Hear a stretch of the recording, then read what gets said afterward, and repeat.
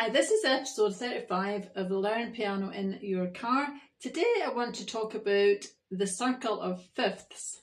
The circle of fifths, if you can imagine, is a circle. It's like a clock face, but instead of the numbers on the clock that go around 1 to 12, the circle of fifths in music has got key signatures all the way around instead.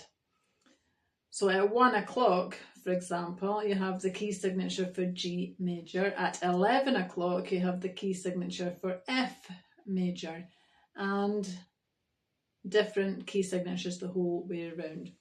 So I'm holding it up right now. If you happen to be watching the video, you can see. If you're driving in the car, just visualize that. Instead, the circle like a clock face and different keys all around it. The key signatures that have sharps in them work round to the right hand side of the clock, and the key signatures with flats in them work to the left hand side. So anti-clockwise is the flats, clockwise is the sharps. Now it really depends why you want to learn scales and chords and arpeggios as to the best way for you to learn them. If you're learning to play piano from reading sheet music and you're learning the theory and everything else that goes with that, then I suggest the best way is to start at the top of the clock, top of the circle, 12 o'clock so to speak, and work down both sides evenly from the top. So at the very top at 12 o'clock is C major. One step to the left is F major, one step to the right is G major. So you're starting with those three scales. The key signature for F major has one flat, the key signature for G major has one sharp. So you would be working your way down both sides, but I would also suggest that you stop. So if you're a beginner, you want to stop after you've learned probably about 4 major scales, probably C major, G major and D major and F major. And then you can add to that A harmonic minor, E harmonic minor and D harmonic minor, and then that's 7. I'm not going to tell you how to play them on this podcast, but I would encourage you to go and have a look at the circle of fifths and then look online or in a book if you have a scales book and pick those 7 scales specifically.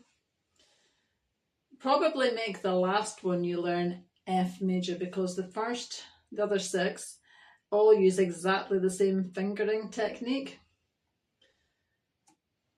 And you would go and learn how to play all those one hand at a time. Legato, you're paying attention to all the technique that we've talked about in the previous podcasts, with your seat at the right height, your body in the right place, your hand at the right position on the piano, with the tabletop at the back, on the back of your hand. All of that. I don't want to go over all of that again, but so you're setting yourself up for success by making all the right conditions to play these scales. Then you learn the scales one hand at a time, so right hand then left hand, then try to put them hands together. Now when you put your hands together, I've got a couple of useful videos, but there's probably loads of other useful videos on YouTube as well that show you how to play C major and the basic scales that are same fingers as C major with your hands together. Now your hands together, we're talking about similar motion, so your hands would both be moving up the piano at the same time and then back down. So ascending first and then descending, that is similar motion. They're moving, traveling in this similar way. Then I would encourage you, as well as learning the key signatures for those 7 keys and the scales, then learn the chord structure. The chord structure for a chord in its simplest form is the first, the third and the fifth note of the scale. So in C major, if you can visualize, C major, first note is C, the third note is E, and the fifth note is G. So that is the chord, the key chord of C major. G major is G, B, D. D major, D, F sharp, A. E minor, E, G, B. D minor, D, F, A. And A minor, A, C, E. Now you'll notice with all of them, the first note, the key note, was the name of the key. So A major, the first note is A. A minor, the first note is A. Yeah? But it's really easy to get your chords, to understand the chords in the root position. So you're working on that, and then you're going to add to all of that arpeggios. Now arpeggios are exercises that are based on the three notes in the key chord. I'm not going to go into the construction of arpeggios in this podcast at the moment, but these are three elements that I suggest you learn all three. So you're learning, get the circle of fifths, you're learning the 7 key signatures that I've talked about, and then you're learning the scales, the chords, the key chord that is, and the arpeggio for each of those key signatures. And then, once you've kind of got that under your belt, then you're learning to play the scales and the arpeggios hands together. And you can top that by playing them staccato. And then to top that again, you could play them with your eyes closed. The scales. It's quite hard to play arpeggios with your eyes closed, but you could play the scales with your eyes closed. And that takes you through 3 levels of mastery, if you like. So the first level is easy. So in the easy bracket, you are playing the scales hands separately. And you can identify the chords in the root position, and you can play the arpeggios hands separately. So that's the absolute basics. Then intermediate, I would say, would be playing the scales hands together, legato and staccato. You need to check out what that means. You'd be playing the chords and their inversions. So you need to find out what the inversions are, and you'd be playing the arpeggios hands together, legato.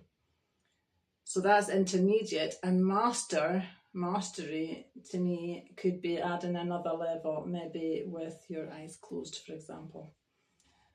So I would suggest with the circle of fifths, you learn the 7 keys that I've just mentioned up to intermediate level. And then once you're at intermediate, you will be easily able to add some of the other key signatures, but I highly recommend that you put the time in on those first 7 before you ever start to build on that.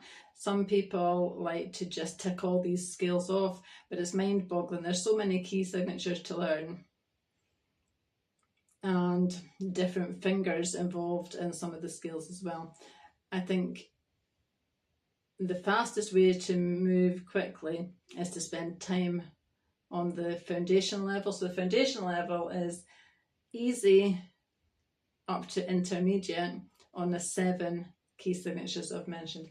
Now the other thing is, if you don't want to learn to read from sheet music, and the purpose of learning the chords is for improvisation and playing by ear, then it's different for you, and you can either learn the key signatures and go down the same route that we've just mentioned, or you can simply pick up a lead sheet, which is a sheet of music with words on it, and the names of the key chords that you play at the specific times on the lead sheet.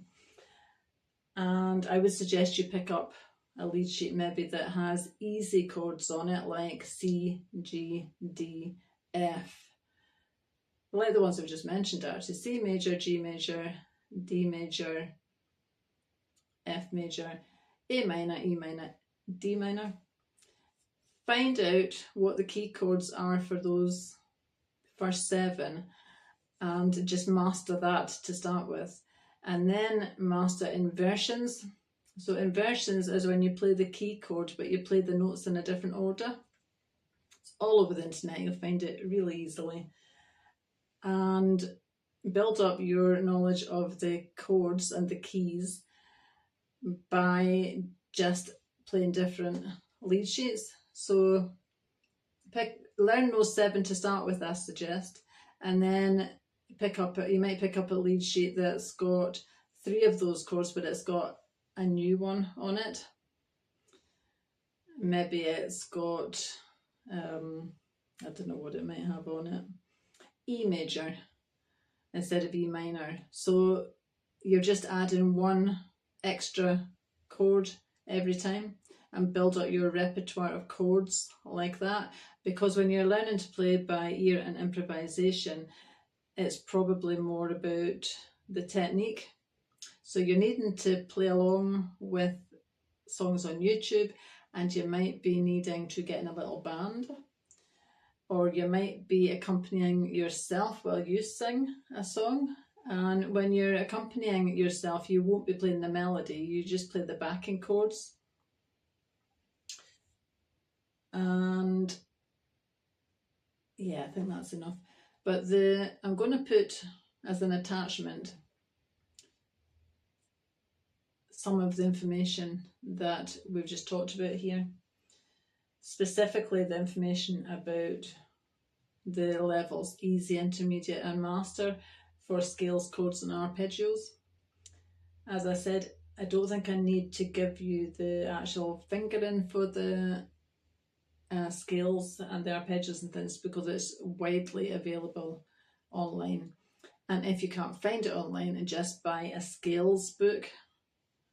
You can buy a scales book which has got all of the key signatures in it, or you can buy a graded scales book which just has some. If you were to buy grade 2 or 3, probably has all of the scales and arpeggios that I've just mentioned in it, and they're not that expensive on Amazon. So if you've got any questions, it's info@themusicroom.org.uk, and my name's Carol Brotherston. Have a wonderful rest of your day.